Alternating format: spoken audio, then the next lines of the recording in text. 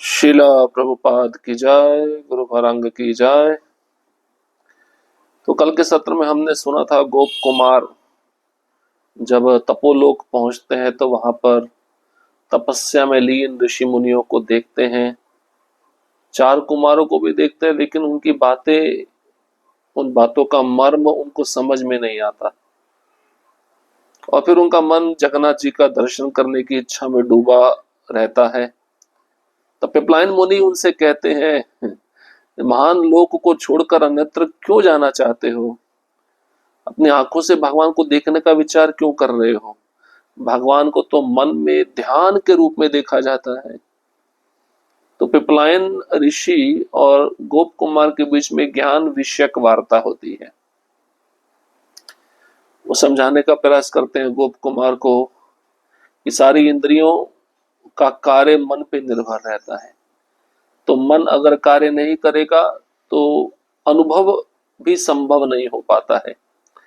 इसलिए इंद्रियों के कार्य मन के कार्य पर आधारित रहते हैं, और जो नेत्रों से भगवान को देखा भी जाता है तो वह ज्ञान चक्षु से देखा जाता है। ऐसा पिपलायन ऋषि गोप कुमार को समझा रहे होते हैं। तो अब हम आगे बढ़ेंगे। ये सत्य है कि भगवान का प्रत्यक्ष दर्शन भक्तों के लिए परमानंदमय होता है, परंतु यही दर्शन कंस, दुर्योधन जैसे दुष्टों के लिए भय और अनेक दोषों का कारण बनता है। इन दोषों में क्रोध और ईर्ष्या प्रमुख है।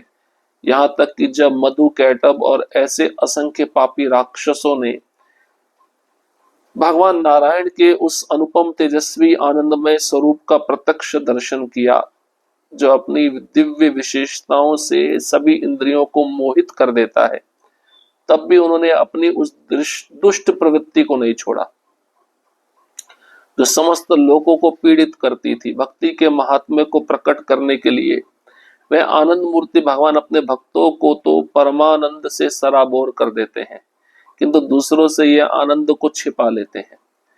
जैसे अग्नि का ताप धुएं में छिप जाता है, भक्ति के 9 अंगों में से स्मरण सबसे श्रेष्ठ है, क्योंकि यह मन को, जो सभी इंद्रियों में श्रेष्ठ है, पूरी तरह भगवान में लगाता है। मन बिना किसी अवरोध के जितना चाहे प्रभु को शुद्ध प्रेम अर्पित कर सकता है, और ये शुद्ध प्रेम ही आत्मा को मिलने वाला सबसे गोपनीय आध्यात्मिक वरदान है, जो ज्ञान और वैराग्य से भी अधिक गूढ़ और श्रेष्ठ है।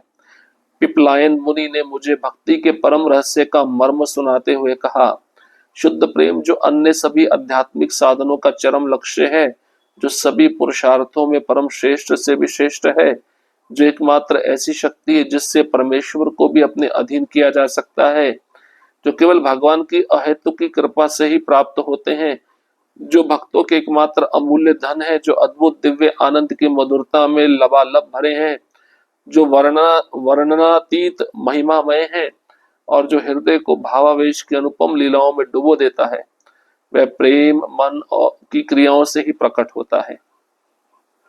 तो श्रील सनातन गोस्वामी स्पष्ट करते हैं, अन्य आध्यात्मिक साधन ज्ञान और वैराग्य से आरंभ होते हैं, और लौकिक पुरुषार्थ धर्म अर्थ काम मोक्ष उनके लक्ष्य होते हैं। मुनि ने आगे कहा, यदि तुम्हें ध्यान मन के लिए कठिन प्रतीत होता है, या तुम्हारी इच्छा है कि नेत्रों को भी सार्थक बनाते हुए भगवान का प्रत्यक्ष दर्शन करो, तो भारतवर्ष जाओ और गंधमादन पर्वत पर नर के परम मित्र भगवान नारायण के दर्शन करो। वे बोले, हम तो ध्यान में स्थिर होकर उन्हें भीतर और बाहर सर्वत्र एक साथ देखते हैं, इसलिए हमें उनके वियोग का दुख कभी नहीं होता। यही कारण है कि भगवान वहां गमन करते हैं। श्री सनातन गोस्वामी कहते हैं, जो कोई पूछ सकता है, यदि भगवान यहाँ तपोलोक में नहीं रहते तो ये मुनि यहाँ क्यों रहते हैं, या जो भगवान अपने भक्तों से प्रेम करते हैं वे यहाँ से किसी अन्य स्थान पर क्यों जाते हैं? इसका उत्तर यही है कि वे अपने भक्तों के हृदय में सदा निवास करते हैं और अन्यत्र लोक कल्याण हेतु प्रकट होते हैं। वे वहां एक अत्यंत तपस्वी ब्रह्मचारी के रूप में जटाओं से युक्त धनुर्विद्या के आचार्य रूप में निवास करते हैं और अपने उपदेशों द्वारा लोक का कल्याण करते हैं। तो अब गोप कुमार तपोलोक में हैं, पिपलायन मुनि से संवाद कर रहे हैं। पिपलायन मुनि उनको बताते हैं, अगर भगवान का प्रत्यक्ष दर्शन भक्तों को आनंद देता है तो भगवान का यही दर्शन कंस भी करता था, दुर्योधन भी करता था, पर ऐसे दुष्टों के लिए भय और अनेक दोषों का कारण बन जाता है भगवान का दर्शन करना। इन दोषों में क्रोध और ईर्ष्या सबसे प्रमुख है।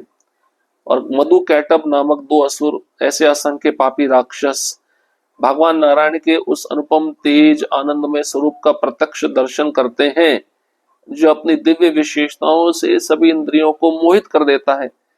तब भी ऐसे असुर अपनी दुष्ट प्रवृत्ति को नहीं छोड़ पाते। ऐसी दुष्ट प्रवृत्ति जो समस्त लोगों को पीड़ित करती रहती है, भक्ति के महात्म्य को प्रकट करने के लिए आनंद मूर्ति भगवान अपने भक्तों को परम आनंद में डुबो देते हैं और दूसरों से उस आनंद को छिपा लेते हैं। भक्तों को तो आनंद में डुबोते हैं, लेकिन दुष्ट है उनको उस आनंद से छिपा देते हैं। जैसे अग्नि का ताप धुएं में छिप जाता है, तो भक्ति के 9 अंगों में स्मरणम सबसे श्रेष्ठ है, क्योंकि मन से किया जाता है। सभी इंद्रियों में श्रेष्ठ मन है और पूरी तरह भगवान में ये मन लग जाता है स्मरणम के द्वारा। बिना किसी रुकावट के जितना चाहे प्रभु को शुद्ध प्रेम व भक्त अर्पित कर सकता है। और ये शुद्ध प्रेम आत्मा को मिलने वाला सबसे गोपनीय वरदान है। तो पिपलायन मुनि गोप कुमार को भक्ति के परम रहस्य का मर्म सुना रहे हैं। वह कहते शुद्ध प्रेम जो आध्यात्मिक साधनों का परम लक्ष्य है, सभी पुरुषार्थों में सबसे श्रेष्ठ है। एकमात्र ये शुद्ध प्रेम ऐसी शक्ति जिससे परमेश्वर को भी भक्त अपने अधीन कर लेता है, अपने वश में कर लेता है। और भगवान केवल अहेतु की कृपा से ही भक्त के वश में होते हैं और भक्तों के एकमात्र अमूल्य धन भगवान है। जिन भगवान का वर्णन करना इंद्रियों से परे है, मन से परे है, जो भगवान महिमामय है, जो भगवान अपने भक्तों को अनुपम लीलाओं में डुबो देते हैं, तो वह प्रेम मन की क्रियाओं से ही प्रकट होता है।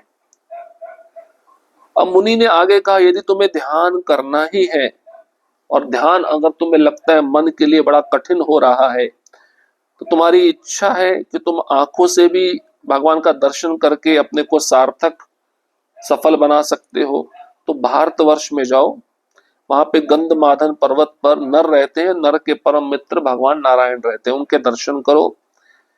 हम तो ध्यान में यहाँ पे स्थिर रहते हैं। पिपलायन मुनि गोप कुमार को कह रहे हैं, तपोलोक में हम तो ध्यान करते हैं, ध्यान के द्वारा हम भगवान को बाहर भी देखते हैं, अंदर भी देखते हैं और सर्वत्र देखते हैं, इसलिए हमें उनके वियोग का कभी दुख नहीं होता। यही कारण है कि भगवान वहां गमन करते हैं।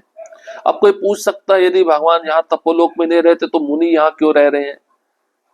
तो उत्तर यही है कि अपने भक्तों के हृदय में सदा निवास करते हैं भगवान और अन्यत्र लोक कल्याण के लिए प्रकट होते हैं। तो जो तपस्वी वेश है, ब्रह्मचारी वेश है भगवान का, नर नारायण ऋषि के रूप में, उनको जाकर भारतवर्ष में दर्शन करो, ऐसा पिपलायन मुनि गोप कुमार को कह रहे। जब मुनियों ने देखा कि मेरा मन वहां जाने के लिए व्याकुल है, तो सनक आदि चारों कुमार मुझसे बोले जाओ वहां। तब उन्होंने मुझे प्रभु के अनेक दिव्य स्वरूप दिखाए। एक स्वरूप नारायण बन गया, दूसरा विष्णु रूप हो गया, तीसरा यज्ञ पुरुष के रूप में प्रकट हुआ और चौथा अनेक विविध रूप धारण कर प्रकट हो गया। श्री सनातन गोस्वामी बताते हैं, पहला जो रूप था वह संभवतः सनक का था या संभवतः 4 कुमारों में से कोई और। जो विष्णु स्वरूप मैंने वहां देखा वह या तो वही उपेंद्र थे जिन्हें मैंने स्वर्गलोक में देखा था, अथवा उनसे मिलता जुलता कोई रूप। यज्ञ पुरुष वही थे जिनकी महरलोक में पूजा होती है और उन अनेक रूपों में भगवान नरसिंह तथा भगवान वामन के स्वरूप में सम्मिलित थे। उन दिव्य स्वरूपों को देखकर मैं भय और श्रद्धा से कांप उठा। करबद्ध होकर दंडवत प्रणाम करते हुए मैंने निवेदन किया, हे दीन वत्सलो, कृपया मेरे भयानक अपराधों को क्षमा कीजिए। तब उन्होंने स्नेह पूर्वक अपने कर कमलों से मेरे मस्तक को स्पर्श किया और मैं ध्यान की गहन समाधि में प्रवेश कर गया, जहां वे सभी स्वरूप पुनः पहले की भांति मेरे सम्मुख प्रकट हो गए। आज भी कभी कभी ध्यान की शक्ति से वे रूप ऐसे दिखते हैं मानो वे साक्षात मेरे नेत्रों के सामने उपस्थित हो। इस प्रकार मंत्र जप करते करते मेरे हृदय में आनंद और दृढ़ श्रद्धा का संचार हुआ। किंतु फिर ब्रजभूमि की मधुर स्मृतियों ने मेरे चित्त को इस प्रकार उद्विग्न कर दिया कि विरह की पीड़ा से मेरा मन व्याकुल हो उठा। श्री सनातन गोस्वामी स्पष्ट करते हैं, मंत्र जप करते हुए श्री गोप कुमार को वृंदावन की स्मृति आई और वह उसके विरह दुख से व्याकुल हो गए। कभी कभी वे एक विशेष अवस्था का अनुभव करता जो गहरी निद्रा जैसी होती, जहाँ प्रभु के अनगिनत रूप मेरे सामने प्रकट होते, किंतु यह अवस्था मेरे मंत्र जप में एक प्रकार का विघ्न भी उत्पन्न करती थी। इस कारण मैं मन ही मन खिन्न रहने लगा और नीलाचल जाने की इच्छा करने लगा। जब मुनियों ने मुझे सांत्वना दी और पूछा कि क्या हुआ है, तो मैंने अपना दुख कह सुनाया।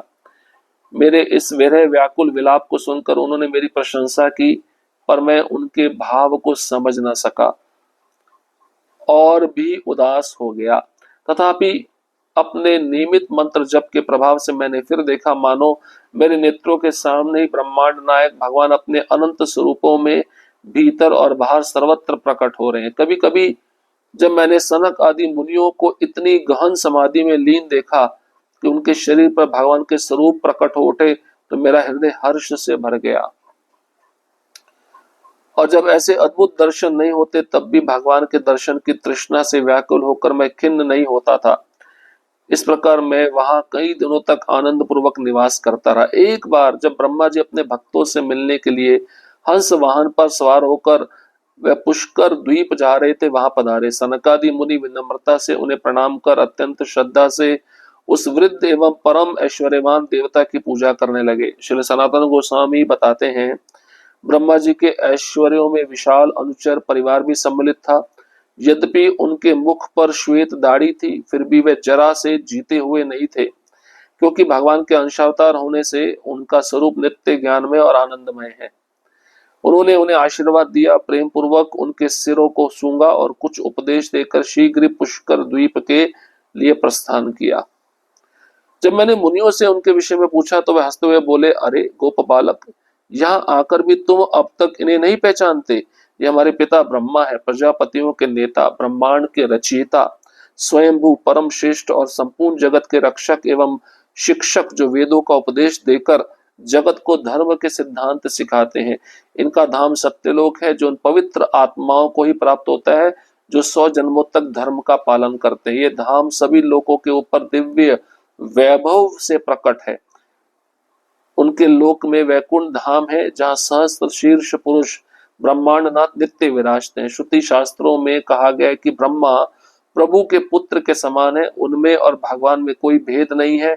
हम तो ये मानते हैं कि ब्रह्मा खेल खेल में 2 रूपों में प्रकट होते हैं, ब्रह्मा और सहस्त्र शीर्ष ब्रह्मांडनाथ। अब मुनियों ने देखा कि गोप कुमार का जो मन है बड़ा व्याकुल है,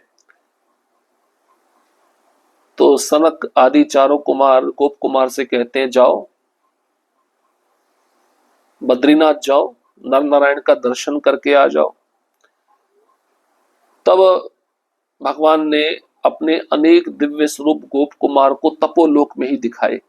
तो एक स्वरूप नारायण बन गया, दूसरा स्वरूप विष्णु रूप बन गया, तीसरा यज्ञ पुरुष के रूप में प्रकट हुआ। सनातन गोस्वामी कहते हैं, जो पहला रूप था वह सनक का था, संभवतः 4 कुमारों में से कोई होगा। जो विष्णु स्वरूप गोप कुमार ने देखा वह तो वामन भगवान का था, जिनको उन्होंने स्वर्गलोक में देखा था। और यज्ञ पुरुष का जो रूप था वह गोप कुमार ने महरलोक में देखा था। सारे रूप तपोलोक में गोप कुमार दर्शन कर रहे हैं।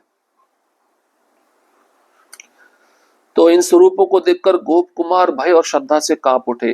करबद्ध होकर दंडवत प्रणाम करते हुए गोप कुमार ने कहा, भगवान क्षमा कीजिए, मैंने बहुत भयानक अपराध किए हैं। तो भगवान स्नेह पूर्वक अपने कर कमलों से गोप कुमार के सिर को स्पर्श करते हैं और गोप कुमार ध्यान की गहन समाधि में प्रवेश कर जाता है। तो आज भी कभी कभी ध्यान की शक्ति से गोप कुमार ऐसे रूपों को देख लेते हैं और वह कहते हैं, साक्षात मेरे नेत्रों के सामने जब भगवान उपस्थित रहते हैं तो मैं बड़ा प्रसन्न होता हूँ। इस प्रकार मंत्र जप करते करते गोप कुमार का हृदय आनंद से भर जाता है। लेकिन वृंदावन की मधुर स्मृतियों को गोप कुमार याद करते रहते हैं। उनका चित्त इस प्रकार उद्विग्न हो जाता है, विरह की पीड़ा से गोप कुमार का मन व्याकुल हो उठता है। तो सनातन गोस्वामी कहते हैं मंत्र जप करते हुए गोप कुमार ब्रजभूमि की स्मृति में आते हैं और विरह दुख से व्याकुल हो जाते हैं। विशेषता एक अवस्था का अनुभव करते हैं, गहरी निद्रा जैसी होती है। प्रभु के अनगिनत रूप गोप कुमार के सामने प्रकट होते, किंतु ये अवस्था गोप कुमार के मंत्र जप में एक प्रकार का विघ्न भी उत्पन्न करती थी। इस कारण से गोप कुमार का मन खिन्न रहने लगा और फिर जगन्नाथपुरी में जाने की इच्छा उन्होंने व्यक्त की। तब तपोलोक के मुनियों ने गोप कुमार को सांत्वना दी और पूछा क्या हुआ। तो गोप कुमार ने अपना दुख कह सुनाया। तो उन मुनियों ने गोप कुमार की प्रशंसा करते हुए कहा, और मैं भी उनके भाव को समझ नहीं पाया, उदास हो गया। तो गोप कुमार के भाव को गोप कुमार मुनियों के भाव को समझ नहीं पा रहे थे, जबकि वह मुनि गोप कुमार की प्रशंसा कर रहे थे। कभी कभी सनक आदि मुनियों से मेरा इतना गहरा संबंध हो जाता कि मैं उनको गहन समाधि में लीन होते हुए देखता और मेरा हृदय हर्ष से भर जाता जब भगवान के स्वरूप को मैं उनके हृदय में प्रकट होते हुए देखता। अब एक बार क्या होता है, ब्रह्मा जी तपोलोक में आ जाते हैं, हंस वाहन पर बैठकर पुष्कर दीप जा रहे होते हैं। तो सनकादिक मुनि विनम्रता से प्रणाम करते हैं, क्योंकि इन चारों कुमारों के पिता हैं ब्रह्मा जी। तो सनातन गोस्वामी कहते हैं ब्रह्मा जी के ऐश्वर्यों में विशाल अनुचर परिवार भी सम्मिलित था। दाढ़ी सफेद थी, वे बुढ़ापे से ग्रस्त नहीं थे, भगवान के अंशावतार हैं, उनका भी स्वरूप नित्य ज्ञान में आनंदमय है। तो ब्रह्मा जी के जाने के बाद गोप कुमार ने मुनियों से पूछा ये कौन थे। तो मुनि बोलते हैं तुम जानते नहीं गोप बालक, आप इनको नहीं पहचानते, तो हमारे पिता ब्रह्मा जी हैं, ये प्रजापतियों के नेता है, ब्रह्मांड के रचयिता हैं, परम श्रेष्ठ हैं। उनका धाम सत्य लोक में है, ये उन पवित्र आत्माओं को ही सत्यलोक प्राप्त होता है जो 100 जन्मों तक धर्म का पालन करते हैं। और ये धाम सभी लोकों के ऊपर दिव्य वैभव से प्रकट होता है। और उनके लोक में वैकुंठ धाम भी है, जहाँ सहस्त्रशीर्ष पुरुष ब्रह्मांडनाथ भगवान नित्य विराजते हैं। अब गोप कुमार के मन में सत्य लोक जाने की इच्छा होगी, जो ब्रह्मा जी का लोक है, जिसके ब्रह्म लोक भी कहते हैं। अब ये बात सुनी गोप कुमार ने। गोप कुमार अपने मंत्र का जप करेंगे, समाधि में ध्यान में लीन होकर तपोलोक को छोड़कर क्षण में ब्रह्मलोक पहुंच जाएंगे। इसको हम अगले सत्र में श्रवण करेंगे। हरे कृष्ण कृष्ण कृष्ण हरे हरे, हरे राम राम राम हरे हरे। श्रील प्रभुपाद की जय, गुरु गौरांग की जय।